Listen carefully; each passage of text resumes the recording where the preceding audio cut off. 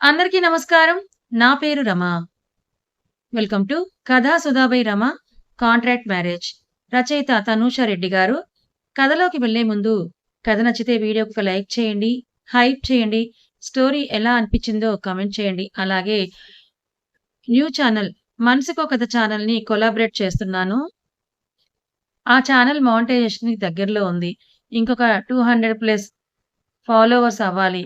చాలామంది స్టోరీస్ చూస్తున్నారు కానీ సబ్‌స్క్రైబ్ చేసుకోవటం లేదు. అందులో మిసెస్ వైశాలి అని ఒక మంచి లవ్ స్టోరీ వస్తుంది. మీ అందరికీ తప్పకుండా నచ్చుతుంది. దయచేసి ఆ ఛానెల్‌ని కూడా సబ్‌స్క్రైబ్ చేసుకొని సపోర్ట్ చేస్తారని కోరుకుంటున్నాను. ఈ వీడియోతో ఆ ఛానెల్‌ని కొలాబరేట్ చేస్తాను. ఒక్కసారి ఎవరైనా సబ్‌స్క్రైబ్ చేసుకోని వాళ్ళుంటే చేసుకొని సపోర్ట్ చేయండి. Thank you so much for watching. మరి మన స్టోరీలోకి వెళ్ళిపోదామా? కారు వైపు వెళ్తున్న అభయ్‌ని చూస్తూ పక్కనే ఉన్న మార్ట్‌కు ఏదో 100 మైళ్ళ దూరంలో ఉన్నట్టు కారు అవసరమా? అని అంటుంది శశికళ. సరేరా అని శశికళ చెయ్యి పట్టుకొని నడిస్తే, ఏంటి ఏదో నీ లవర్‌ను పెళ్ళాన్ని పట్టుకున్నట్టుగా పట్టుకున్నావని కోపంగా అడుగుతుంది. నా ఇష్టం. నాకు లవరైనా పెళ్ళామైనా నువ్వే అని కచ్చిగా అన్న అభయ్ మార్ట్‌కు తీసుకొని వెళ్తాడు. నవ్వుకున్న శశికళ తన పర్సనల్ థింగ్స్ చూస్తుంటే అభయ్ శశికళ కోసం healthy fruits, dry fruits, chocolates తీసి బాస్కెట్‌లో పడేస్తుంటే వేరే ర్యాక్ దగ్గర ఉన్న శశికళను అదే మార్ట్‌కొచ్చిన సౌరభ్ అనుకోకుండా ఆమెని చూస్తాడు. శశికళనా కాదా అని ఒకటికి 2 సార్లు క్రాస్ చెక్ చేసుకొని శశికళ ముందే నిల్చొని హాయ్ శశి ఎలా ఉన్నావని ఎత్తుగా ఉన్న ఆమె గర్భాన్ని చూస్తూ అడుగుతాడు సౌరభ్. సౌరభ్‌ను చూడగానే మొహం చిట్లించి శశికళ చేతిలో ఉన్న జామ్ సీసాను అలాగే పట్టుకొని అతన్ని దాటుకొని వెళ్ళిపోతుంటే, Shashi please talk to me. నా మీద నీకు కోపం ఉండడంలో న్యాయం ఉంది. కానీ నేను చెప్పేదొక్కసారి విను అని బ్రతిమలాడాడు సౌరభ్. సౌరభ్ చేతిలో నుంచి తన చేతిని లాక్కోవడానికి ప్రయత్నిస్తూ కుదరక లీవ్ మై హ్యాండ్ అని అరుస్తుంది శశికళ. శశికళ గొంతుకు పక్కనే ఉన్న కస్టమర్స్ ఆమెని, సౌరభ్‌ను వింతగా చూస్తే, ఆ రోజు నేను మా పేరెంట్స్‌కి ఏమీ చెప్పలేదు శశి. నిజం. నువ్వు చెప్పగానే చాలా కోపమొచ్చింది. ఆ అభయ్‌తో గొడవపడి మా ఫార్మ్ హౌస్‌కి వెళ్ళిపోయాను. ఆలోపే మమ్మీ, డ్యాడీకి తెలిసిపోయి కనీసం నన్నొక్క మాట కూడా అడగకుండా ప్యాలెస్‌కొచ్చి నిన్ను, నీ ఫ్యామిలీను నానా మాటలని బాధపెట్టారు. అందుకు నేను నీకు సారీ చెప్తున్నానని అంటాడు సౌరభ్. ఇంక రాని శశికళ కోసం ఒక్కో ర్యాక్ దగ్గర చూసుకుంటొచ్చిన అభయ్, సౌరభ్ చేతిలో శశికళ చేతిని చూసి కోపం పెరుగుతుంటే సర్రున పెరిగిన బీపీకు అభయ్ ముందుకెళ్ళి లాగిపెట్టి ఒకడు పీకాడు. సౌరభ్ వెనక పడిపోతే కంగారుగా చూసిన శశికళ ఎక్కడ ఇద్దరు గొడవ పడతారు అన్న భయంతో సౌరభ్‌ని చూస్తుంటే, సౌరభ్ పైకి లేచి అభయ్‌తో గొడవకు దిగుతాడు. శశికళ ఈజ్ మైన్ అని నీకెన్ని సార్లు చెప్పాలిరా? ఎంత ధైర్యం ఉంటే తన చేతినే పట్టుకుంటావని సౌరభ్ కాలర్ పట్టుకున్నాడు అభయ్. సౌరభ్ కూడా తగ్గకుండా అభయ్ కాలర్ పట్టుకొని తన లైఫ్‌ను నాశనం చేసి ఇప్పుడు తన మీద ఏదో ప్రేమ పొంగి పారుతున్నట్టుగా డ్రామాలాడకురా! అసలెలా నిన్ను శశికళ యాక్సెప్ట్ చేస్తుందని అరుస్తాడు. It's none of your business. ఇంకోసారి శశికళ చుట్టుపక్కల కనిపించినా నీ ప్రాణం తీస్తానని అభయ్ సౌరభ్‌ని వదలకపోతే అందరూ సర్కస్‌ను చూస్తున్నట్టుగా చూస్తుంటే, తన కోసం ఇద్దరు మగవాళ్ళు గొడవ పడుతుంటే, అక్కడున్న ఆడవాళ్ళు కలికాలం కాకపోతే, ఒక అమ్మాయి కోసం ఇద్దరు మగవాళ్ళు గొడవ పడుతుంటే, అక్కడున్న ఆడవాళ్ళు కలికాలం కాకపోతే ఒక అమ్మాయి కోసం ఇద్దరు పబ్లిక్‌లో గొడవ పడుతున్నారేంటో! ఇంతకీ ఆ అమ్మాయి కడుపుకి ఆ ఇద్దరిలో ఎవరు తండ్రని మాట్లాడుకుంటుంటే, గుండెను 1000 ముక్కలుగా కోస్తున్నట్టుగా అనిపిస్తుంటే, ఆ అవమానాన్ని భరించలేని శశికళ స్టాప్ ఇట్ అని అరుస్తుంది. అభయ్, సౌరభ్‌లిద్దరూ శశికళను చూస్తే, మీ దృష్టిలో నేనంటే ఒక ఆట బొమ్మ కదా! అని బాధ నిండిన కోపంతో, గొంతుతో ఎరుపెక్కిన కళ్ళతో అంటుంది. శశి అని సౌరభ్ ఏదో చెప్పడానికి ట్రై చేస్తే, వేలు చూపించిన Abhay, don't dare to talk to her అని ఎర్రబడ్డ ముఖంతో చెప్పిన అభయ్ శశికళ చెయ్యి పట్టుకొని తీసుకున్న వాటికి బిల్ వేయించి పే చేసి బయటకు నడిస్తే అభయ్ పిడికిట్ల నుండి తన మడికంటుని వినిపించుకొని ఒక్కటే ముందుకు నడుచుకుంటూ వెళ్ళిపోతుంది శశికళ. కోపంలో ఉందని ఏమీ మాట్లాడని అభయ్ వెనకే బాడీగార్డ్ డ్యూటీ చేస్తూ నడిస్తే ఫ్లాట్‌కు వెళ్ళాక కూడా శశికళ అదే కోపంతో బెడ్‌రూమ్‌కి నడిచి కోపంగా తలుపేసుకొని బెడ్ మీద కూర్చొని ఆగనంటూ వస్తున్న కన్నీళ్లకు స్వేచ్ఛని ఇస్తే ఇద్దరి మధ్య నలుగురిలో నవ్వుల పాలైన తన జీవితాన్ని తలుచుకుంటూ ఏడుస్తున్న శశికళ చెయ్యి తన పొట్ట మీదకు చేరితే కడుపులో కదిలిన పిండం నీకు నేనున్నాను మమ్మీ అని అంటూ ధైర్యం చెప్తున్నట్లుగా అనిపిస్తుంది. ఆ క్షణం ఆమెకు. జోయా మూడ్ సెట్ చేయడానికి దగ్గరలో ఉన్న పార్కుకు కృష్ణమూర్తి గారు, జ్యోతి గారు తీసుకొని వెళ్తే అయాజ్ కోసం బెడ్‌రూమ్‌లోకి తొంగి చూసింది ఆయిషి. ల్యాప్‌టాప్‌తో బిజీగా ఉన్న అతన్ని చూసి మూతి తిప్పేసిన ఆయిషి ఎలాగైనా అయాజ్‌ను డిస్టర్బ్ చేయడమే పనిగా పెట్టుకొని బెడ్‌రూమ్‌కొస్తుంది.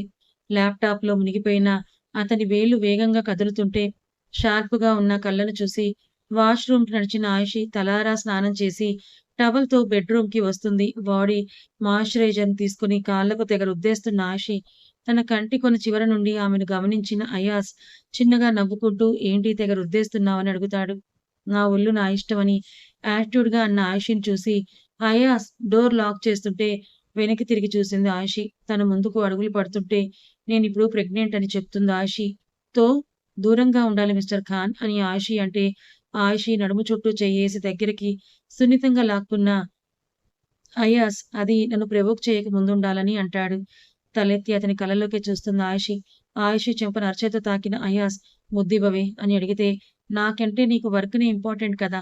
వెళ్ళి నీ ల్యాప్‌టాప్‌ని ముద్దు పెట్టుకో నన్ను కాదని అయాస్ చేతి మీద చేతులేసి వెనక్కి నెట్టి డ్రెస్ తీసుకొని వాష్‌రూమ్‌కి తుర్రుమంటుంది ఆయుషి.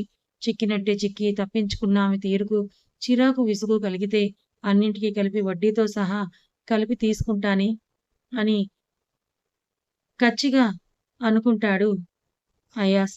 నైట్ అవుతున్నా తలుపు తీయని శశికళ తీరుకు టెన్షన్ పెరిగిపోతుంది అభయ్‌కు.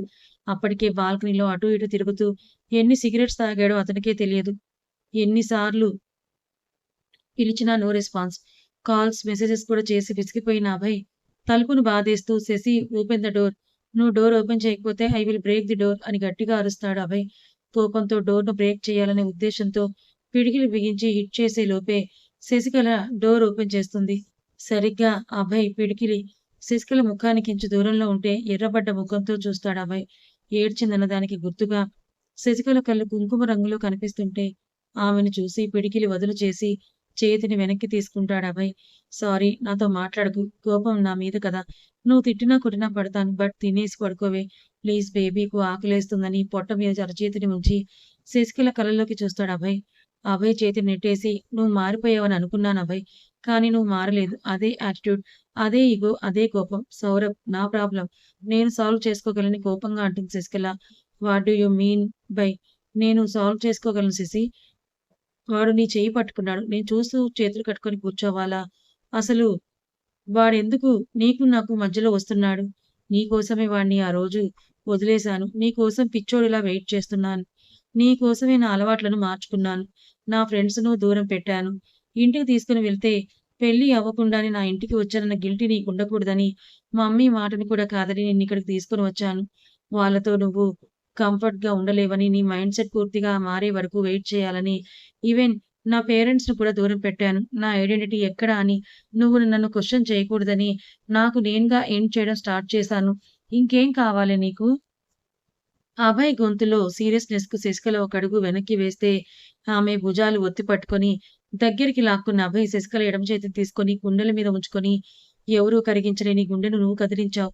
నాకు నువ్వు నా బేబీ. ఇదే నేను ఆశపడ్డ అందమైన ప్రపంచం. నాకు నువ్వు తప్ప మరో అమ్మాయి ఈవెన్ కంటికి కూడా కనిపించదే. ఇక్కడున్న ప్రేమ నీకు తెలియట్లేదా? ఇంకేం చేస్తే నీ కళ్ళల్లో నా మీద ద్వేషం బదులు ప్రేమను చూస్తాను శశి అని ఆవేదనగా అడిగాడు అభయ్. అభయ్ వైపే చూస్తూ నించున్న శశికళ కళ్ళల్లో నుండి కన్నీళ్లు ఎడతెరిపి లేకుండా బుగ్గల మీదకు జారిపోతుంటే ఈవినింగ్ నుండి పచ్చి మంచినీళ్ళు కూడా ముట్టకపోవడం వల్ల మెల్లిగా ఆమె కళ్ళు తిరుగుతాయి. మసగ్గా అభయ్ రూపం కనిపిస్తే అభయ్ గుండె మీద వాలిపోయిన శశికళను పొదివి పట్టుకున్న అభయ్ సోఫాలో పడుకోబెట్టి నీళ్లు చిలకరించి లేపి కూర్చోబెట్టి వేడిగా ఉన్న ఇడ్లీని సర్వ్ చేసుకొని తిను ప్లీజ్ అని ప్రేమగా తినిపించబోతే నోరు తెరిచింది శశికళ. శశికళకు తినిపించి కడుపు నింపిన అభయ్ టాబ్లెట్ వేయించి పడుకో మార్నింగ్ మాట్లాడుకుందామని బెడ్ మీద ఆమెను చేరుస్తాడు అభయ్. వెళ్ళిపోతున్న అభయ్ చేతిని పట్టుకొని ఇక్కడే పడుకో నాకు అనీజీగా ఉందని అటు తిరిగి కళ్ళు మూసుకుంటుంది శశికళ. ఏ భావం చూపించకుండా శశికళను చూసి అభయ్ మెయిన్ డోర్ లాక్ చేసొచ్చి వాటర్ బాటిల్ తీసుకొని బెడ్‌రూమ్‌కు నడిచి డోర్ క్లోజ్ చేసి శశికళకు తనకు మధ్యలో ఇంకో మనిషి పట్టేంత స్థలాన్ని వదిలి పడుకుంటాడు అభయ్. మధ్యరాత్రిలో శశికళ టాబ్లెట్స్ ఎఫెక్ట్స్‌కు గాఢ నిద్ర కమ్మేయడం వల్ల అభయ్ వైపే తిరిగి పడుకుంటుంది. కానీ కడుపుతో ఉన్న ఆమెకు ఏ వైపుకు తిరిగి పడుకున్నా కంఫర్ట్‌గా అనిపించదు. శశికళను చూసి పిల్లోను కాళ్ళ మీద ఉంచి పొట్ట దగ్గర ఒక పిల్లో నుంచి మొబైల్ అందుకొని ప్రెగ్నెంట్ లేడీస్ కంఫర్ట్‌గా పడుకోవడానికి వెరైటీ ఆఫ్ పిల్లోస్‌ని వెతికి క్యూట్‌గా ఉన్న ఒక దాన్ని ఆర్డర్ చేసి రాత్రంతా శశికళని చూస్తూ నిద్రకు దూరమవుతాడు అభయ్. రాత్రి కన్నుల పండుగగా జరుగుతున్న రథయాత్రని చూసిన ఆయుషికు గుడి దగ్గర దేవుని వేషధారణతో వింతగా ప్రవర్తించడం చూసి అమ్మా ఎందుకలా చేస్తున్నారని అడుగుతుంది. అది ఆచారం బేబీ. ఆ దైవం అతనిలో పూని ఇక్కడున్న వారిని దీవించి మన కోరికలను, బాధలను తీరుస్తాడు ఆ శివయ్య. ప్రతి సంవత్సరం ఇక్కడ ఇది జరుగుతూనే ఉంటుంది ఆయిషీ అని జ్యోతి గారు చెప్తే, ఓహ్! అని ఇంట్రెస్టింగ్‌గా చూస్తున్న ఆయిషీకు అతను అరవడం, అగ్ని వెలిగించిన కాగడాలను చేతుల్లో పట్టుకుని చుట్టూ తిరుగుతూ నాట్యం చేస్తూ తనని చూడటంతో ఆమె రోమాలు నిక్కబొడుచుకుంటాయి. తన వైపే వస్తున్న ఆ వ్యక్తిని చూడగానే ఆయుషి భయపడి, అమ్మ నాకు భయంగా ఉందని కళ్ళు మూసుకుంటే, జ్యోతి గారు భయపడకు బేబీ. ఏదైనా చెప్పాలనుకున్నప్పుడే అగ్నిహోమాన్ని, గుడిని దాటి అలా మన ముందుకొస్తారని జ్యోతి గారు చెబుతారు.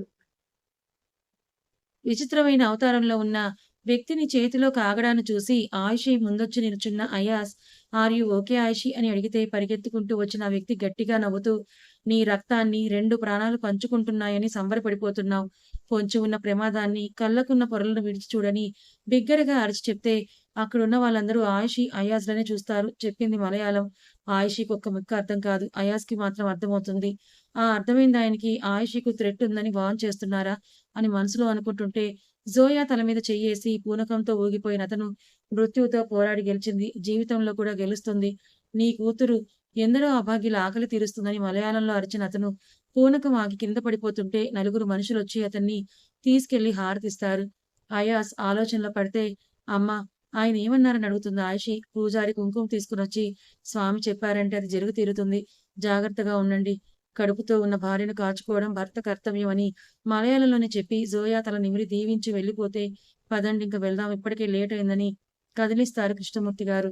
తాతయ్య, ఆ అంకుల్ ఎందుకలా వేషం వేసుకున్నారని జోయా అడిగితే, అది ఇక్కడ ఆచారం జోయా. అలా వేషం కట్టి ఉపవాసం ఉండి నిష్టగా ఉంటే స్వామి పూనుతారని, జరగబోయే అనర్థాలను, కీడులను ముందుగానే హెచ్చరించి కాపాడతారని ఇక్కడి ప్రజలు బలంగా నమ్ముతారని చెప్తూ బ్యాక్ సీట్‌లో కూర్చుంటారాయన. మరేం చెప్పారా అంకుల్? అమ్మ, తమ్ముడు బయటకొచ్చే వరకు జాగ్రత్తగా ఉండాలని. నువ్వు నిజంగానే బెస్ట్ ప్రిన్సెస్ అవుతావని చెప్పారు బంగారం అని అంటారాయన. అంతేనా నాన్న? ఇంకేముంటుందిరా అని కృష్ణమూర్తి గారంటే, ఇంకేం లేకపోతే అయ్యాస్ గారు ఎందుకు టెన్షన్‌గా కనిపిస్తున్నారని అడుగుతుంది ఆయిషి. భార్య కడుపుతో ఉందంటే ఏ భర్తకైనా ఆ మాత్రం కంగారు ఉంటుందని మీ అమ్మాయికి చెప్పండి మావయ్య అని అన్న అయ్యాస్ స్లోగా డ్రైవ్ చేస్తూ ఇంటికి చేరుకుంటే ఆయిషి జోయా లోపలికి వెళ్ళగానే థ్యాంక్స్ మావయ్య ఆయిషికి డౌట్ రాకుండా చెప్పారని నవ్వుతాడు అయాస్. నా కూతుర్ని భయపెట్టడం నాకు ఇష్టం లేదు అయాస్. కానీ అయ్యోరు చెప్పాడంటే ఖచ్చితంగా ఏదో ఒక ప్రమాదం ఉండే ఉంటుంది. ఆయిషి జాగ్రత్త. నాకెందుకో ఇక్కడ ఉండడం కన్నా మీరు బెంగుళూరులోనే ఉండటం శ్రేయస్కరం అనిపిస్తోంది అయాస్. మా గురించి ఆలోచించకు. మాకు మా పిల్లల సంతోషమే ముఖ్యమని చెప్తారు కృష్ణమూర్తి గారు. అతనేదో చెప్పాడని భయపడి ఆయుష్‌ని తీసుకొని వెళ్ళిపోయి తనని డిసప్పాయింట్ చేయనా మావయ్య అని అంటాడయాస్. అలా కాదల్లుడు. ఎందుకైనా మంచిది. ఒకసారి బాగా ఆలోచించని జ్యోతి గారు కూడా అంటే, సరే ఇంక మీరెళ్లి పడుకోండని అయాజ్ వాళ్ళను పంపి మెయిన్ డోర్ లాక్ చేసి లోపలికి నడిస్తే ఆయుషి నిద్ర ముఖంలో జోయాని పడుకోబెడుతూ కనిపిస్తుంది. నేను చూసుకుంటాను. డ్రెస్ చేంజ్ చేసుకో ఆయుషి. అయాస్ అంటే ఓపిక లేదు మిస్టర్ ఖాన్. నిద్రొస్తోందని చెప్పి అలాగే పడుకుండిపోతుంది ఆయుషి. రోజు రోజుకు లేజీ అయిపోతున్నావే పాగల్ బేబీ అని కసిరిన అయాస్ వార్డ్రోబ్ నుంచి ఒక మ్యాక్సీ చేతుల్లోకి తీసుకుని ఆయిషి కట్టుకున్న చీర పెన్సులు తీసి కుచ్చులు లాగేసి చీరను విప్పి శారీ పెట్టికోట్ని విప్పుతాడు. ఎర్రగా వాతలు పడిన నడుము వేలతో నిమిరి కూలింగ్ జెల్ రాసి గుండెల దగ్గర వాతలు పడిన ఇన్నర్కు అది కూడా తీసి మ్యాక్సీ వేసి నుదుటన కుంకుమను అడ్జస్ట్ చేసి ఇద్దరికి మధ్యలో పడుకుంటాడు అయాస్.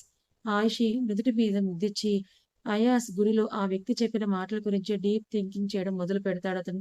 ఇటు కృష్ణమూర్తి గారికి, జ్యోతి గారికి కూడా అదే కంగారు పట్టుకుంటే నిద్ర దరిచేరదు. నిద్రలో అయాస్ దగ్గరకు జరిగిన ఆయిషి అయాస్ గుండె మీద తలపెట్టుకుంటే తల మీద ముద్దిచ్చి ఆయిషి ముఖంలోకి చూస్తూ నిద్రకు దూరమవుతాడు అయాస్. కథ ఇంకా ఉంది. మరి అతను చెప్పింది దేని గురించి? అసలు ఆయిషీకున్న ప్రమాదం ఏంటి? అతను అంత గట్టిగా, నమ్మకంగా చెప్పాడంటే నిజంగా జరుగుతుందా? మరి ఆయిషీకి ప్రమాదం ఏ వైపు నుంచి రాబోతోంది? మరి అయాస్ తన కంటికి కనిపించని శత్రువులెవరో తెలుసుకుంటాడా? అసలు ఆయుషికి ఎలాంటి ప్రమాదం రాబోతుందో, తన కడుపులోని బిడ్డకి ఏమన్నా జరుగుతుందా? అసలు ఆయిషీకొచ్చే ఆ ప్రమాదం ఏంటో మీరు గెస్ చేసి కామెంట్ చేయండి. ఎవరి ద్వారా రాబోతుందో కూడా కామెంట్ చేయండి. కథ నచ్చితే లైక్ చేయండి. Thank you so much.